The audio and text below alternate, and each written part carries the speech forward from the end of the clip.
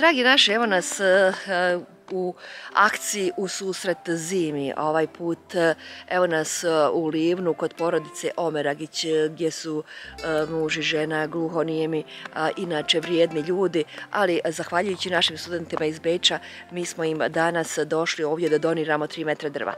Snijeg je, drva evo treba i svakog trenutka da stignu, tako da ćemo evo i ovu porodicu na neki način obezbijediti sa drvima. Hvala našim studentima iz Beča zaista na ovoj predivnoj donaciji.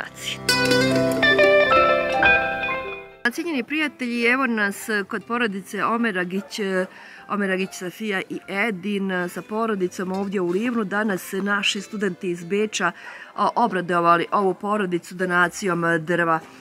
Evo nas dakle tu, drva će da, ako Bog da, stignu tokom dana, je li tako? Da se zahvalimo našim studentima na donaciji, inače da kažemo da su naši domaćini gluhonijemi, ali su izuzetno vrijedni ljudi, rade, tako da evo nekada dođe vrijeme kada se mora i malo pomoći, a evo ova donacija drva je itekako dobro došla pod našom nazivom akcije u susret zimi.